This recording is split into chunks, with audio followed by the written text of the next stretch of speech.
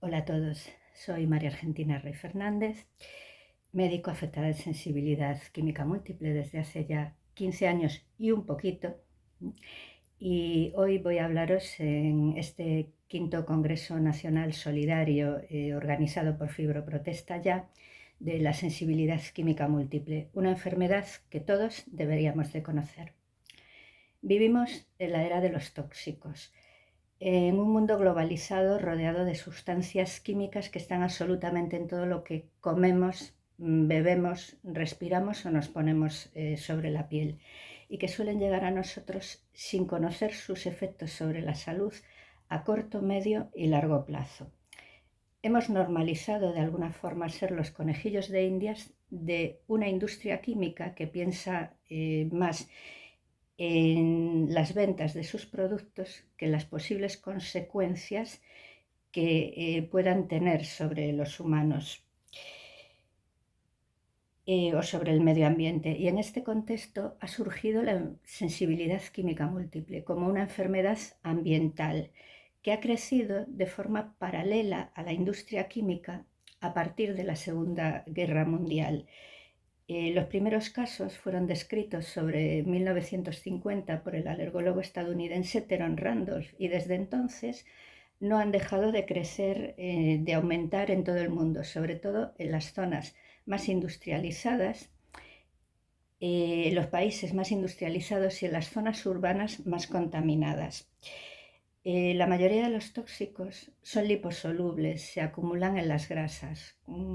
La mujer de por sí tiene como un 15% más de grasa que los hombres, lo que las convierte de alguna manera en bioacumuladoras químicas, de ahí que sean las más afectadas por esta enfermedad, de manera que cada 100 casos, pues aproximadamente unos 80 afectan a las mujeres, pero en las últimas décadas cada vez estamos viendo más hombres afectados y lo que es peor, más niños afectados, niños que hoy en día nacen con una carga química, algo impensable pues hace 200 o 300 años, pero hoy nacen con una carga química que les transmite ya intraútero su madre. De manera que luego su organismo, una vez que nacen, va a seguir acumulando químicos a un ritmo mayor del que los puede eliminar. La prevalencia de la sensibilidad química múltiple en España viene siendo de un 0,2 a un 5%. Sin embargo, es una enfermedad infradiagnosticada e infraestimada por el desconocimiento de los propios médicos, de manera que se cree que en realidad se está afectando ya a un 15% de la población.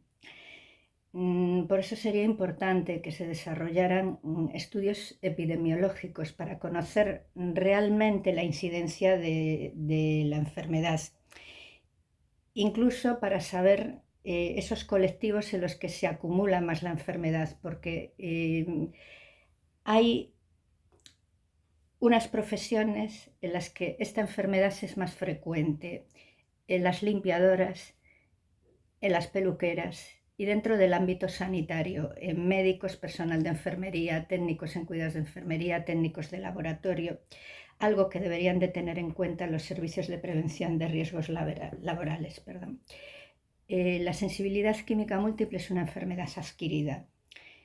Se va a adquirir por exposición única o repetida a uno o más productos químicos. La exposición única es típica de los accidentes laborales por fumigaciones, por vertidos de productos químicos en los centros de trabajo, mientras que la exposición repetida es esa que nos llega poquito a poco a lo largo de nuestra vida a través de las tres vías principales: respiratoria, digestiva y dérmica.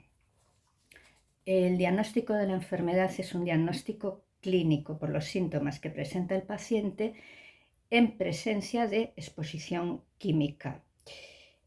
Aunque se están buscando biomarcadores en los últimos años, por ahora no existen análisis ni pruebas complementarias que permitan confirmar la enfermedad, pero sí es necesario hacerlas para descartar otras enfermedades.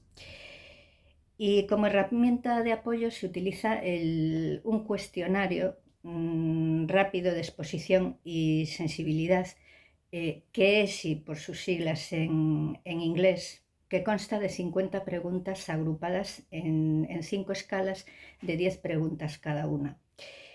Es un cuestionario sencillo, fiable, con un 92% de especificidad, perdón, de sensibilidad y un 95% de especificidad, que permite identificar los agentes desencadenantes, la gravedad de los síntomas y su impacto sobre las actividades de la vida diaria.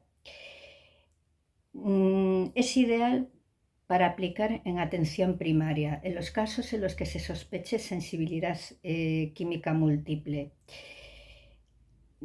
porque además ayudaría a conseguir algo fundamental, que son los diagnósticos precoces, porque a día de hoy existe un retraso en el diagnóstico de una media de 5 a 10 años, incluso en algunos casos hasta 20 o más años, y sería fundamental evitar ese retraso diagnóstico.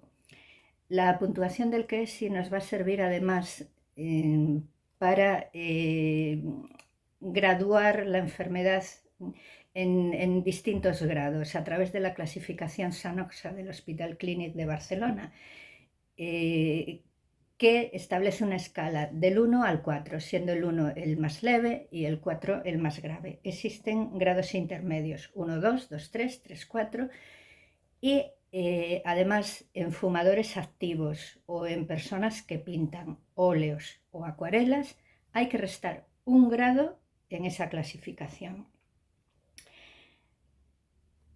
Como es una enfermedad multisistémica, sus síntomas van a afectar a todo el organismo. Podrán aparecer síntomas respiratorios, tos irritativa, dificultad respiratoria, afonía, obstrucción nasal, aumento de secreciones, síntomas digestivos, dolor abdominal, náuseas, vómitos, diarrea, problemas con la digestión de los alimentos, síntomas cardiovasculares, dolor torácico, a veces incluso semejante a una angina de pecho, sin serlo, por supuesto, taquicardias, aumentos de tensión arterial, arritmias, síntomas musculoesqueléticos, dolor articular, dolor muscular, debilidad en las piernas y en los brazos, síntomas neurológicos y cognitivos, convulsiones, cefaleas, pérdida de equilibrio, visión doble, visión borrosa, pérdida de memoria, dificultad de concentración, alteraciones en la adición o en el cálculo numérico, desorientación, confusión mental, síntomas oculares, enrojecimiento, picor, lagrimeo, sequedad ocular, dolor en las órbitas, síntomas dermatológicos con piel seca, enrojecida, descamada, todo tipo de edemas, hinchazón facial. Luego puede haber también síntomas generales como el propio cansancio, los mareos, el malestar general, y como en cualquier otra enfermedad crónica que afecta a toda la vida del paciente, puede haber síntomas afectivos como irritabilidad, cambios de humor, nerviosismo, incluso en ocasiones ansiedad y depresión, pero que son la consecuencia de la enfermedad, nunca su causa. Eso es importante saberlo. A día de hoy no existe un tratamiento curativo para esta enfermedad, si bien algunas personas pueden mejorar con algunos tratamientos. Lo más importante y lo más efectivo es evitar las exposiciones, porque hay que tener claro que las exposiciones repetidas no originan tolerancia, al contrario, agravan la enfermedad. Entonces, nunca se le debe decir a un paciente que se exponga a esos productos, porque se le estará haciendo mucho daño. Incluso es una negligencia médica porque se está poniendo en peligro su salud y su vida. También es importante que tanto los médicos como los pacientes sepan que los síntomas van a ser variables en gravedad, intensidad, frecuencia y duración, y que una misma persona va a reaccionar de forma diferente ante productos químicos similares. Para mejorar la calidad de vida de los enfermos de sensibilidad química múltiple es necesario hacer un control ambiental, entendido como un conjunto de medidas que se van a poner en práctica, van a estar encaminadas a evitar la exposición a esos productos químicos que le están dañando y que nos llegan por esas vías digestiva, respiratoria y dérmica, de la que hablábamos al principio. De manera que habrá que controlar la calidad del aire que respiramos. En interiores, pues habrá que ventilar bien, se podrán tener purificadores de aire, se pueden tener incluso plantas como los potos, las sansevierias, la hiedra, las cintas, todo ese tipo de plantas que ayudan a purificar también el aire ambiente.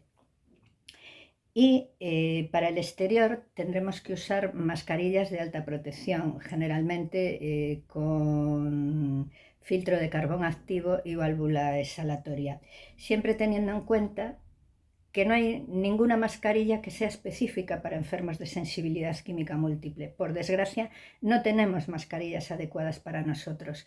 Esto implica que muchas veces es necesario probar un montón de mascarillas para encontrar la adecuada para cada enfermo, y a veces nunca se encuentra porque hay muchísimos enfermos que reaccionan a esos materiales de fabricación, pero siempre y cuando sea posible, en el exterior es necesario usar esas mascarillas para evitar esos productos tóxicos.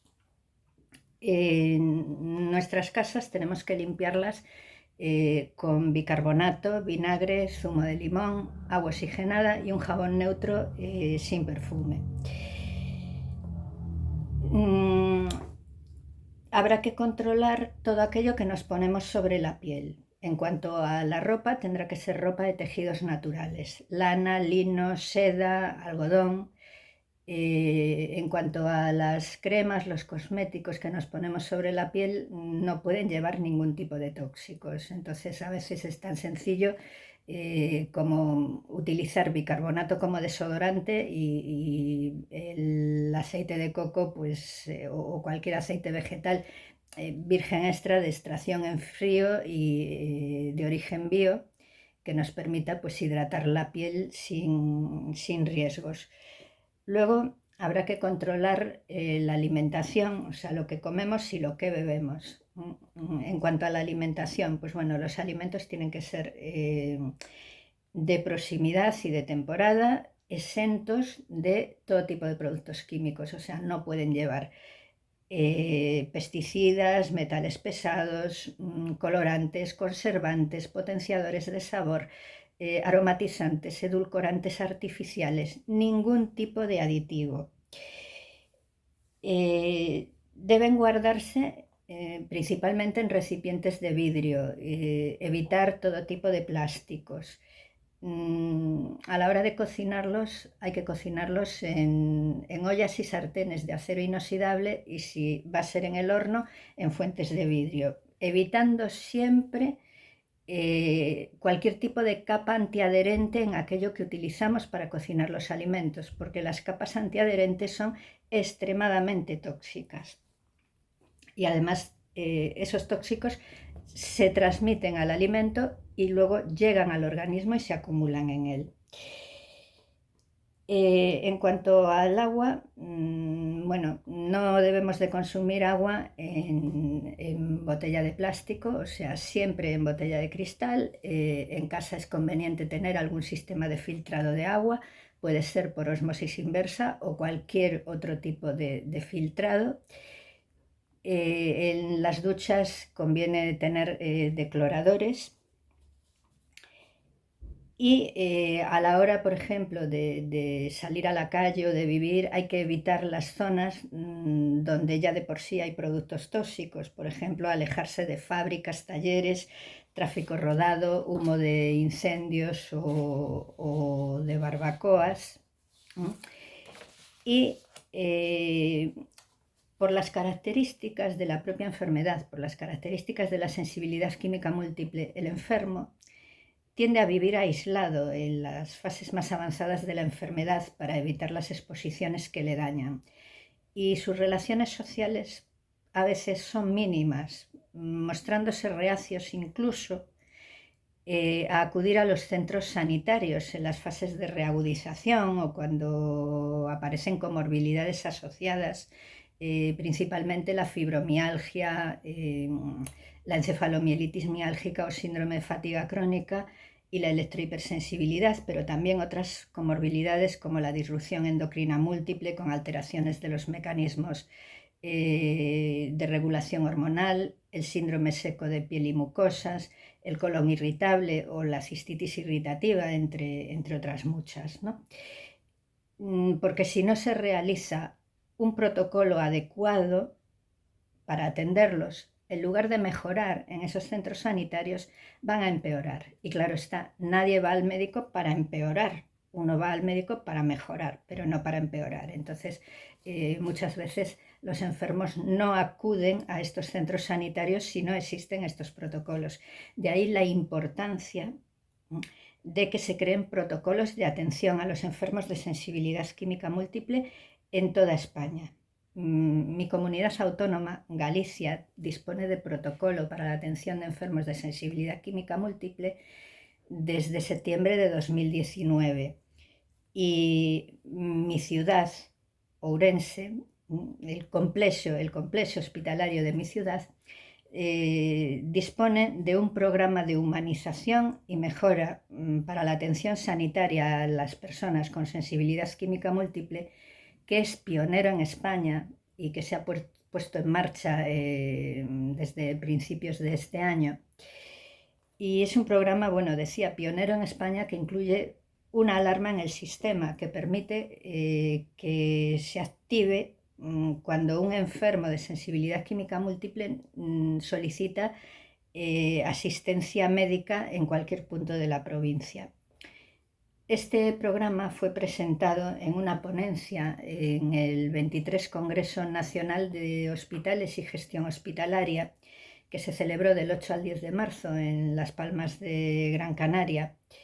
Y el 21 de junio, si mal no recuerdo, creo que efectivamente fue el 21 de junio, recibió el Premio Nacional en la categoría de Planificación que otorga la Plataforma de Organizaciones de Pacientes. Porque cuando se asume la gravedad de esta patología orgánica, se puede mejorar y mucho la atención a aquellos que la padecen. Y esto es muy importante porque un enfermo que acude al sistema sanitario es un enfermo visible, que se sabe que existe. Pero cuando un enfermo no acude a ese sistema, no se sabe ni que está ahí.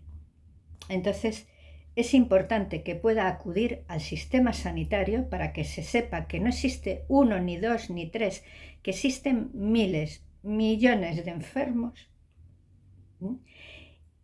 y que esos enfermos puedan acudir con la seguridad de que no les va a pasar nada, de que su enfermedad no se va a agravar porque pisen un centro sanitario y porque vayan al médico cuando lo necesitan.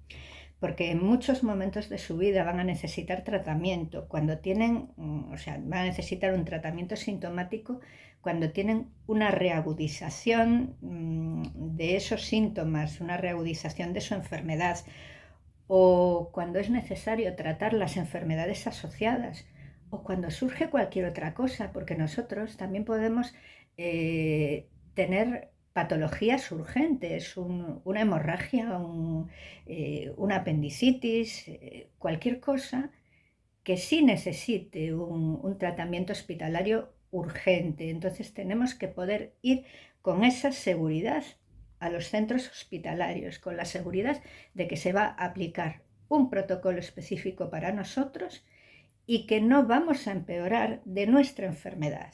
y que se va a poder solucionar esa patología urgente sin que empeoremos de la patología de base.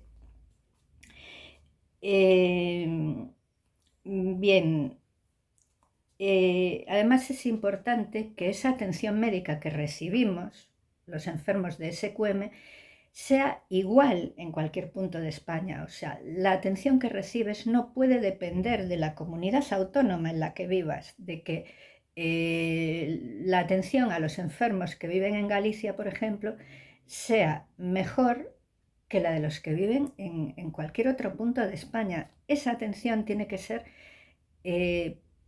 igual, tiene que ser equitativa en todos los puntos del territorio nacional, porque además hay que tener claro que la sensibilidad química múltiple puede afectar a cualquier persona en cualquier momento de su vida, de manera que cualquiera puede estar detrás de una mascarilla como estamos nosotros y para siempre, o sea, para el resto de su vida. Es algo que puede pasarle a cualquier persona. Entonces, bueno, como enfermos, aprendamos a luchar por nuestros derechos. Y como médicos, aprendamos a demostrarle a los afectados por esta enfermedad la empatía y el respeto que precisan. Gracias a todos por escucharme y permitirme una vez más participar en este congreso. Gracias.